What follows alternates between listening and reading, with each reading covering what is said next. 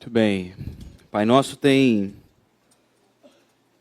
essa relação de causa e efeito. A existência do reino de Deus entre nós, o reconhecimento dessa vontade celestial se manifestando na terra, de uma forma que esse nosso reconhecimento leva a uma expectativa de manifestação de Deus em nós e através de nós. Perdoar porque fomos perdoados, sermos livres das tentações e do mal, porque reconhecemos o reino dos céus entre nós. Essa realidade de causa e efeito do Evangelho é muito demonstrada por Paulo na epístola de 1 Coríntios, a qual nós começamos a conversar pela manhã. Então, pela manhã, tentei fazer um panorama de 1 Coríntios, para que a gente entendesse qual era a centralidade da mensagem de Paulo nessa carta. Quero te convidar a pegar sua Bíblia comigo, por gentileza, e eu queria dar aqui um resumo daquilo que falei pela manhã, porque a ênfase da noite é no capítulo 11, a partir do verso 17, quando Paulo fala sobre a ceia do Senhor. Mas falei pela manhã, e aí quero que você acompanhe comigo, por gentileza, que o coração do argumento paulino nessa carta está no capítulo 2, a partir do versículo 8. Paulo diz assim, 1 Coríntios capítulo 2, versos 8 a 10. Nenhum dos poderosos desta era o entendeu, pois se o tivessem entendido, não teriam crucificado o Senhor da glória. Todavia, como está escrito, olho nenhum viu, ouvido nenhum ouviu, mente nenhuma imaginou o que Deus preparou para aqueles que o amam. Verso 10, mas Deus o revelou a nós por meio do Espírito. Paulo está aqui de uma forma muito sintética, tentando mostrar para aquela igreja, e aqui fazendo apenas uma menção, a gente sabe que para a igreja de Corinto, Paulo faz diversas recomendações e correções muito práticas. Paulo fala sobre as divisões que existiam na igreja, a dificuldade dos irmãos terem coesão, terem comunhão, chegarem a mesmas conclusões. Então Paulo começa a fazer um diagnóstico da igreja a partir dessa verdade aqui.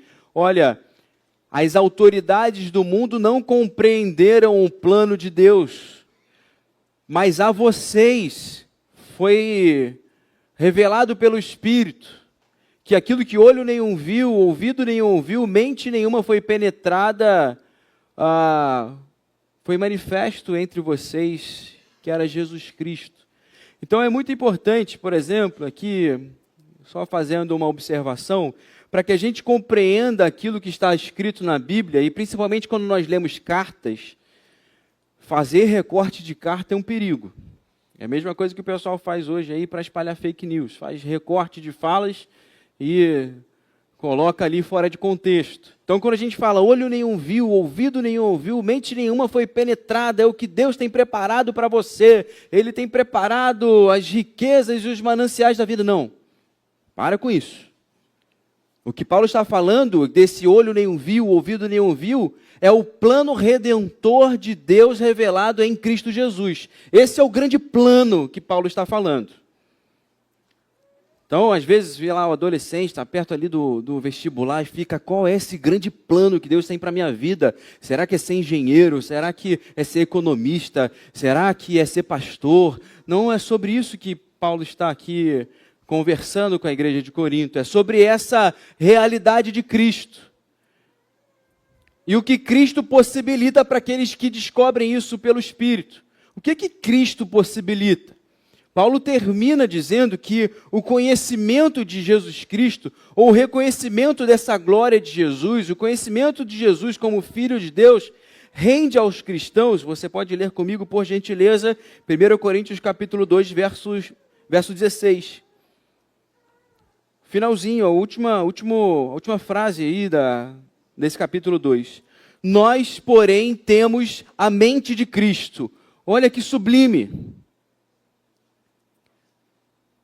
Eu limitado, eu míope ou com hipermetropia, ou seja lá o motivo ao qual você usa óculos. Eu com dificuldades de ouvir as pessoas, com dificuldade de entender as palavras que me são ditas. Eu que tenho uma dedicação à leitura e preciso dedicar tempo para interpretar textos. Paulo diz que eu tenho a mente de Cristo. Paulo diz que hoje, através do Espírito, reconhecendo a Jesus como Senhor da minha vida, o tendo como mestre da minha existência, me é doado não somente uma capacidade, uma possibilidade de seguir uma religião, de seguir normas regulativas de uma religião, me é possibilitado ter a mente de Cristo, pensar como Cristo pensava, existir como Cristo existia. E é por isso, e é por esse argumento, que Paulo, quando olha para a igreja de Corinto, fala: meus irmãos, vocês têm a mente de Cristo. Como vocês estão brigando? Meus irmãos, você tem a mente de Cristo, você tem o Espírito Santo revelando coisas insondáveis a vocês. Como existe imoralidade entre vocês? Meus irmãos, Jesus Cristo foi revelado no seu coração. Ele habita e sela a tua vida. Como vocês querem ficar aparecendo na igreja, disputando por dons espirituais? Tudo que se segue na carta de Paulo à igreja de Corinto tem a ver com essa realidade. Meus irmãos, vocês estão agindo como carnais e não como espirituais. E é por isso que ele começa o capítulo 2 dizendo: olha, aprove ao Senhor salvar através da loucura da pregação. Porque realmente, para aquele que não compreende o amor de Jesus, e aquele que não compreende a graça de Jesus, e a transformação que essa graça faz em nós, é loucura a gente não brigar por aquilo que a gente pensa de qualquer jeito. É loucura a gente não deixar fluir os nossos desejos mais ávidos e as coisas mais sensoriais que pensamos na existência. É loucura a gente não achar que estamos somente nessa única passagem e a gente não vai ser notado. E a gente não vai ter primazia. É uma loucura.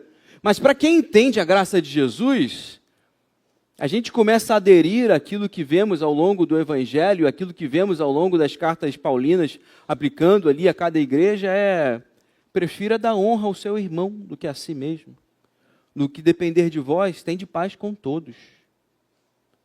E a gente vai entendendo que esse coração que o Evangelho produz na gente, na verdade, é uma dádiva dos céus para alguém que não conseguia existir nesse mundo trilhando o caminho do amor. Para alguém que estava fadado aos seus próprios sucessos particulares, aos quais esses sucessos particulares findariam junto com o fim dessa existência. Como é bom saber que Paulo termina essa primeira carta, dizendo, olha, ele começa a falar sobre a ressurreição dos mortos, ali no capítulo 15, e ele explica essa vitória sobre a morte. E ele diz no final, olha, não se cansem de trabalhar, porque a gente sabe que o nosso trabalho não é vão no Senhor. Paulo não está falando somente das dificuldades, geralmente a gente aplica isso, né? Final de ano para a liderança cristã, o pessoal já está cansado da labuta, mas Paulo está falando o seguinte, olha, quando você olha para a existência e sabe que vai acabar, quem está trabalhando por Cristo, quem está vivendo por Cristo, sabe que seu trabalho não é vão, sabe que os frutos permanecem eternamente, sabe que aquilo que está sendo plantado é uma colheita celestial, não apenas aquilo que fica aqui, que a traça e a ferrugem corrói, mas vive aquilo que Jesus diz, seja rico para com Deus. Jesus convida os seus discípulos a serem ricos para com Deus. A gente é estimulado nesse tempo a ser extremamente individualista nos nossos ganhos, a vida é difícil e a gente precisa cada vez mais se concentrar nos nossos esforços. E quando Paulo vai parar no capítulo 11, nesse contexto, tentando corrigir a vida da igreja de Corinto, Paulo encontra um problema quando eles estão participando exatamente desse momento aqui. Era um momento diferente daquilo que vivenciamos isso, certamente. Ali, nas igrejas primitivas, o momento de ceia do Senhor era um momento de partilha comunitária. Eles colocavam ali os mantimentos, colocavam ali as comidas, e as famílias iam chegando e participando daquela refeição. Não era somente aqui um pedaço de pão e um pedaço de suco, mas era ali uma refeição comunitária. E Paulo, diante dessa realidade, olha, vocês têm a mente de Cristo, tudo que vocês fizerem precisa, de alguma forma, estar envolvido, precisa estar sendo manifesto, administrado a partir dessa nova realidade. Paulo, lá no capítulo 11, se espanta como a igreja de Corinto estava vivenciando aquele momento. Paulo usa a ceia do Senhor para ser o caminho de entrada para a conversa que ele terá sobre dons espirituais. Paulo vai mostrar como aqueles que, de alguma forma, se esquecem que têm a mente de Cristo e que esquecem que são discípulos de Jesus e vivem uma vida religiosa carnal, se perdendo do propósito da vida comunitária, na verdade, não conseguem experimentar e ver a beleza que a graça de Jesus está promovendo nesse lugar. E é por isso que eu quero convidar você a abrir agora lá no capítulo 11, a partir do verso 17. E eu queria ler com calma esse texto. Sei que você já preparou o seu jantar e está tranquilo aqui hoje. No máximo, comer o que sobrou? Comida japonesa? Ou fazer um jejum nessa noite, talvez. Mas eu quero ler com você aqui, a partir do verso 17. Entretanto, nisso que lhes vou dizer, não os elogio. Olha o que Paulo fala. Pois as reuniões de vocês mais fazem mal do que bem. Rapaz, o que vem depois daqui deve ser difícil, né? Em primeiro lugar, ouço que quando vocês se reúnem como igreja, há divisões entre vocês, e até certo ponto eu creio, pois é necessário que haja divergências entre vocês para que sejam conhecidos quais dentre vocês são aprovados. Quando vocês se reúnem, não é para comer a ceia do Senhor, porque cada um come sua própria ceia sem esperar pelos outros.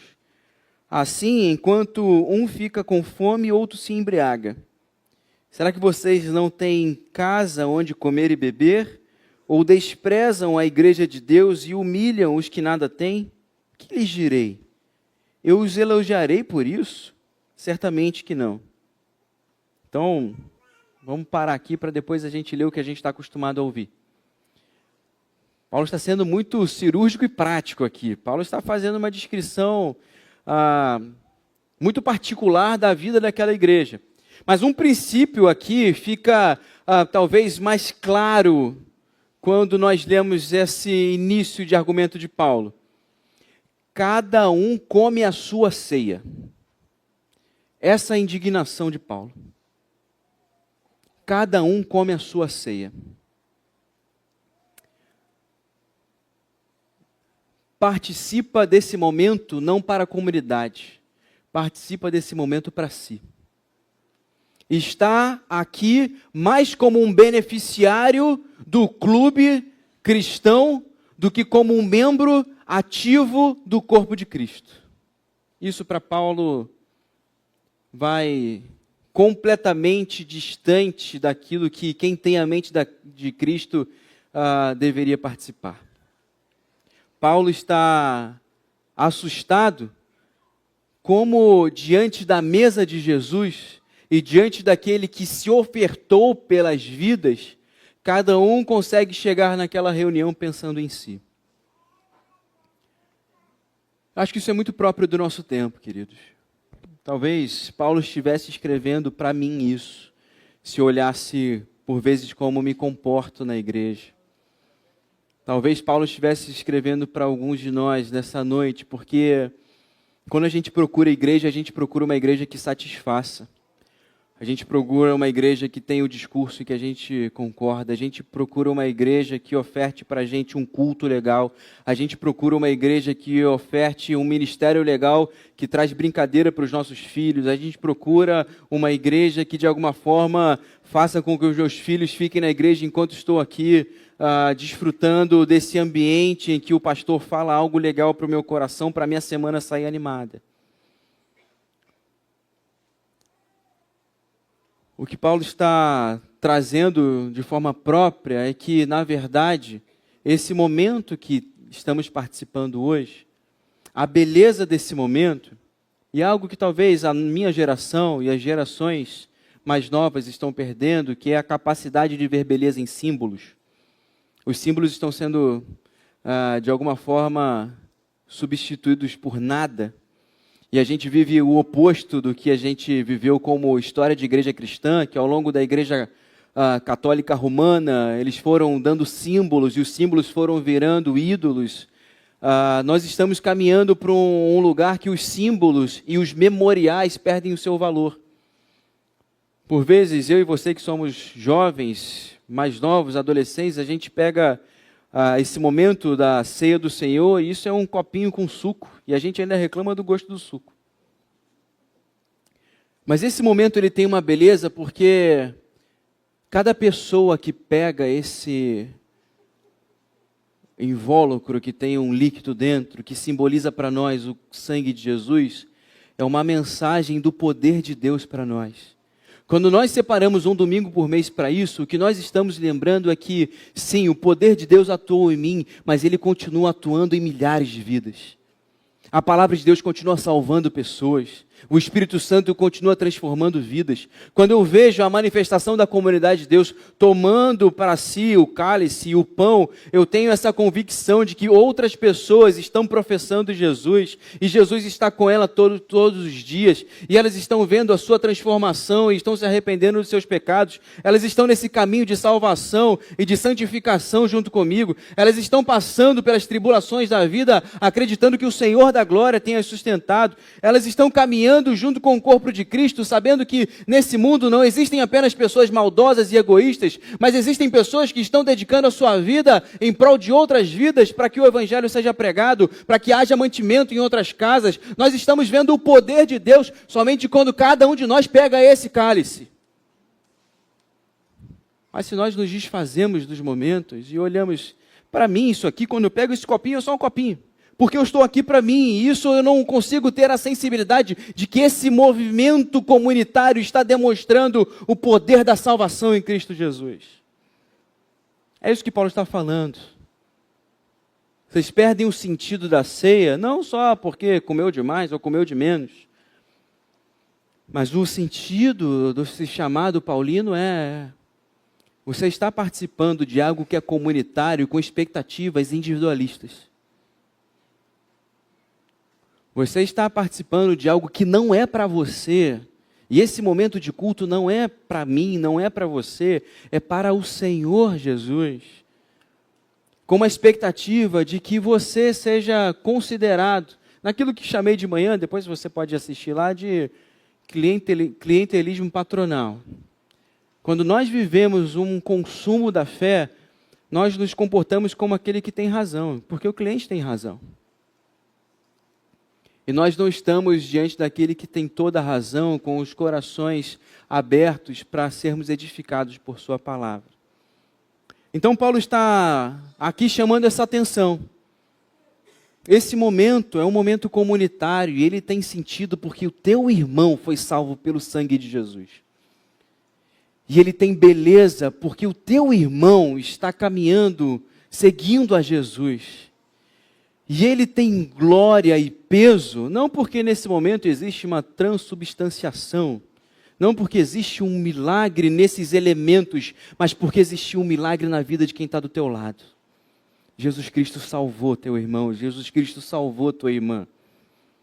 E nós estamos celebrando esse poder de Deus, saindo daqui certos: olha quanto Deus já salvou, Ele há de salvar ainda outros. Quando nós participamos dessa mesa, essa confiança, continuarei pregando o Evangelho, porque se Ele foi capaz de me salvar, o pior dos pecadores, Ele também salvará outros que estão me ladeando, seja no trabalho, seja na vizinhança, seja na escola ou na faculdade. Mas isso só acontece quando a gente relembra o que aconteceu, e essa imagem que Paulo começa a descrever aqui. A partir do verso 23, Paulo começa a descrever algo que ele recebeu para que conseguisse vivenciar aquele momento comunitário. Ele diz: pois recebi do Senhor o que também lhes entreguei, que o Senhor Jesus, na noite em que foi traído, tomou o pão, e tendo dado graças, partiu e disse: isso é o meu corpo, que é dado em favor de vocês. Façam isso em memória de mim. Da mesma forma, depois da ceia, ele tomou o cálice e disse: esse cálice é a nova aliança no meu sangue. Façam isso sempre que o beberem em memória de mim. Porque sempre que comerem deste pão e beberem deste cálice, vocês anunciam a morte do Senhor até que Ele venha. Paulo, se lembrando do momento da traição e do momento em que Jesus compartilha com os seus discípulos, aquele momento pascal de Jesus, antecedendo a sua crucificação, Paulo diz: olha, nós estamos aqui anunciando a graça dele. Nós estamos aqui anunciando que, quando Jesus se depara com aquela mulher flagrada em adultério, ele diz: eu não a condeno. Por uma simples questão, ele sabia que logo mais ele estaria sendo condenado por aquele pecado. Não por Jesus deixar impune os pecados, mas por saber que ele havia assumido a punição pelos pecados. Não porque temos um Deus compassivo com o pecado, mas porque temos um Deus que assumiu a nossa culpa para que pudesse nos perdoar. Quando nós comunitariamente estamos aqui tomando o cálice da ceia do Senhor, estamos lembrando disso. Eu não tenho mais culpa nenhuma diante de Deus. Eu estou perdoado, eu estou redimido. Mas lembre-se, esse é um momento comunitário. E você pode olhar para aquele que te ofendeu nessa noite, você pode olhar para aquele que te feriu nas relações que temos na igreja e falar assim: você também não tem mais culpa, porque o sangue de Jesus também te salvou. As feridas que me causaram também são silenciadas quando eu tomo o cálice junto aos meus irmãos. Os motivos que eu tinha de me afastar do corpo, porque estava dolorido quando ouvi palavras que não queria ter ouvido, quando fui abandonado em momentos que não deveria ter sido abandonado ou abandonada, quando eu tomo do cálice em minhas mãos e lembro que naquela cruz Ele ofereceu a sua vida por perdão dos meus pecados e dos nossos pecados, eu lembro: olha, é nesse corpo que eu quero participar, porque é nesse corpo que eu convivo com os perdoados por Cristo Jesus. É por isso que Paulo está dizendo: olha, não vamos usar também desse momento para acusar as pessoas. Não vamos aqui usar do momento da ceia para falar: olha, você toma ceia indignamente porque você pensa só em si, porque a grande questão aqui é que cada um de nós pensava só em si.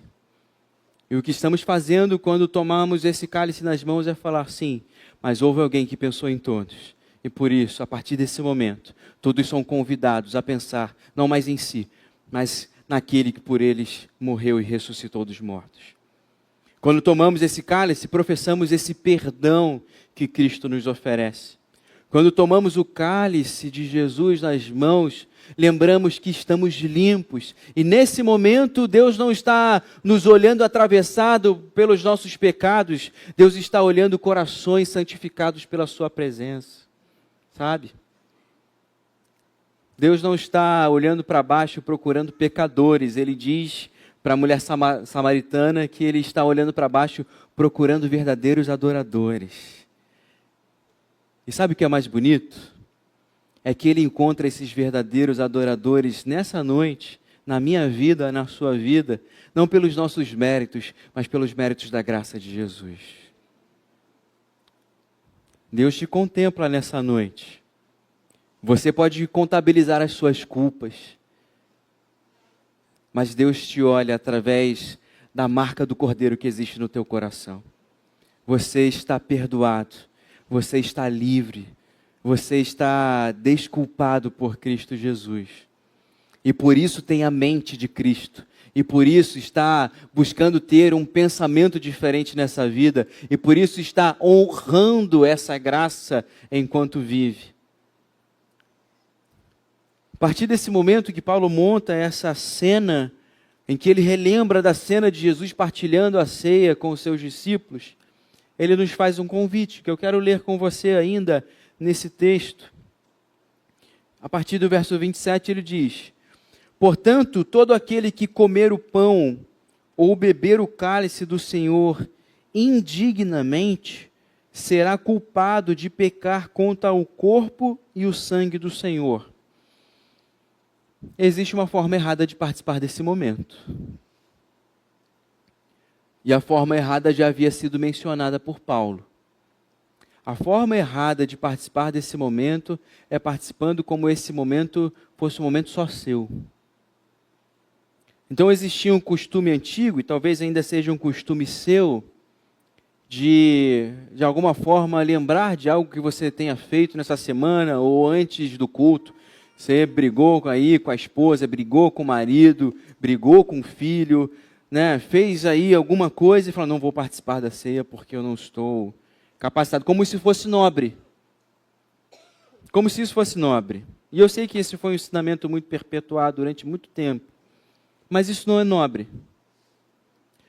Porque quando eu faço isso, eu estou colocando em minhas mãos a aptidão de estar diante do Senhor.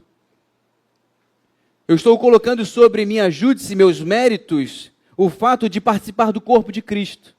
O que Paulo está falando é que participa indignamente quem participa da sua própria ceia. Quem participa desse momento como se fosse um momento seu. E não um momento de lembrar que toda a glória, que tudo que existe na igreja, que a própria existência da igreja está intimamente dependente do sacrifício na cruz do Calvário. Por isso, quando ele faz o convite no verso 28, dizendo: examine-se, pois, o homem a si mesmo, ele dá uma ordem: e tome do cálice. Porque quando diante do Senhor, sabendo e reconhecendo que eu fui enriquecido em Cristo Jesus, com a sua mente, faço esse exame de estou em comunidade, glória ao Senhor, porque estamos aqui todos salvos por Jesus, glória ao Senhor, porque eu sou salvo não pelos meus méritos, mas pelos méritos da cruz de Cristo.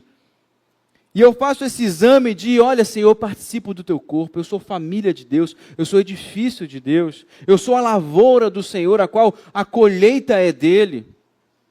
Eu participo desse momento para que eu professe novamente isso. Por isso, nesse momento, não existem indignos. Existem aqueles que foram dignificados a partir da obra daquele único que é digno. Não existem os justos, os bons. Existem os justificados.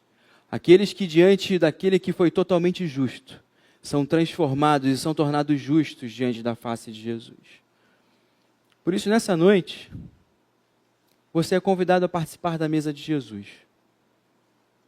Mas não de qualquer jeito. Tendo essa compreensão de que o que me faz ver beleza nesse momento é saber que a sua salvação atuou em mim e em ti. Tendo essa compreensão que esse momento não é sobre minhas convicções de fé, é sobre a nossa convicção de fé. É sobre o que Ele fez em nós e por nós. E tendo essa convicção de que fazemos isso com esse intuito de lembrarmos do seu sacrifício, saindo daqui conscientes e cada vez mais comprometidos em anunciar a salvação que há em Cristo Jesus. Em dizer, sim, Ele me salvou não somente para meu benefício, Ele me salvou para benefício de todos. Ele me salvou para me tirar da inutilidade existencial. Ele me salvou para me tirar dessa vida egoísta que acumula tesouros só para si, tesouros que perecem, mas para que a minha vida seja um tesouro para quem estiver ao meu lado. para que eu seja esse tesouro celestial, ao qual pessoas conseguem perceber a graça de Jesus quando convivem comigo. Querido, Cristo te beneficiou com a presença dEle, para que você se torne um benefício para quem estiver ao seu lugar, ao seu lado. E esse momento, eu lembro exatamente disso. Nós todos somos salvos pela graça. Como eu falei pela manhã, que a gente não reduz esse momento somente a um seguro contra incêndio. Mas Deus nos salvou para nos dar uma vida de qualidade eterna, para que aqueles que hoje vivem uma vida sem graça, uma vida sem expectativa, tenham expectativa quando conviverem conosco. Ele nos beneficiou para nos tornar um benefício para essa existência. O sentido de estarmos aqui nessa noite, diante da mesa de Jesus é esse. Que nós possamos falar, sim, Senhor, nesse sacrifício perfeito que o Senhor fez por mim, nesse benefício que eu recebo da cruz do Calvário, eu me torno um benefício para todos aqueles que estão ao meu lado. Eu sou regenerado, eu sou transformado, não para virar um avaliador de igreja, não para virar um auditor da religião, mas eu fui beneficiado com a presença do Teu Espírito, para que a minha vida nessa comunidade de fé seja um benefício. Para que enquanto eu caminho ao lado desses irmãos que também foram salvos por Ti, eu possa usar essa mente de Cristo, enriquecida com outros ideais, enriquecida com outras fontes de vida. Eu saia dessa frustração que é tentar acumular tesouros só para mim. E eu viva para a glória de Deus, manifestando o amor de Jesus na vida daqueles que o Senhor nos dá. Que a minha vida e a sua vida sejam assim, para a glória de Jesus. E que ao término desse memorial, nós saiamos daqui com esse ideal de que ninguém sinta falta de nada. Porque Cristo é tudo em todos. E Ele nos envia a vida de cada um. Cristo é tudo em todos. E Ele nos envia a vida de cada um. Cristo não me envia apenas. Cristo não envia somente pastores e líderes. Mas Cristo é tudo em todos. Para que nós sejamos essa presença maravilhosa na vida de cada um que Ele coloca ao nosso lado. Eu queria te convidar a responder essa mensagem orando nesse momento. Quero te convidar a fechar seus olhos e falar, Senhor, graças te dou por participar dessa comunidade que é salva pela graça de Jesus. Graças te dou por participar dessa mesa maravilhosa, daqueles que são chamados pelo sangue de Jesus. Graças te dou, Senhor, por inundar a minha vida com teu Santo Espírito, por me dar dons e talentos, não para meu benefício, mas para benefício desse corpo, dessas pessoas que são colocadas ao meu lado.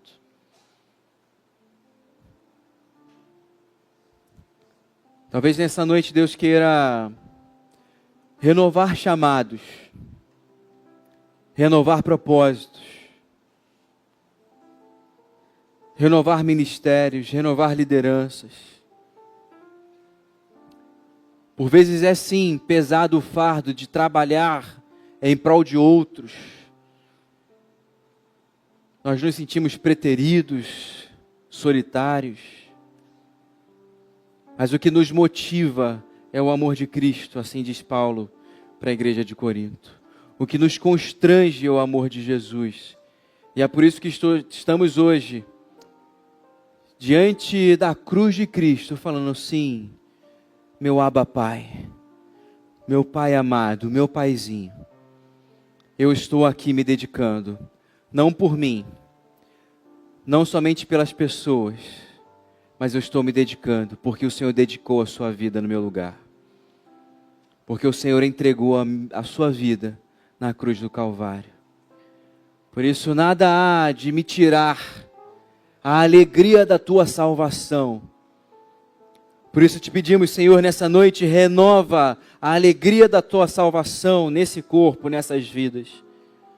Dá-nos novamente uma porção do teu Espírito renovada, ampliada, para que nesse tempo, nesses dias, as dores da vida, as dores do ministério, as dores do serviço, as dificuldades naturais da rotina, não tornem opaco aquilo que é sublimemente belo, que é o teu corpo reunido em volta da tua mesa, celebrando a alegria da tua salvação, celebrando a graça e a glória da cruz de Cristo, celebrando o poder que há no nome de Jesus.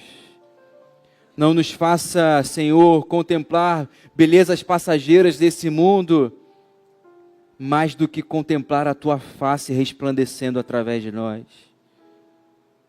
Lembra-nos nessa noite que é, na verdade, do teu amor que encontramos vida.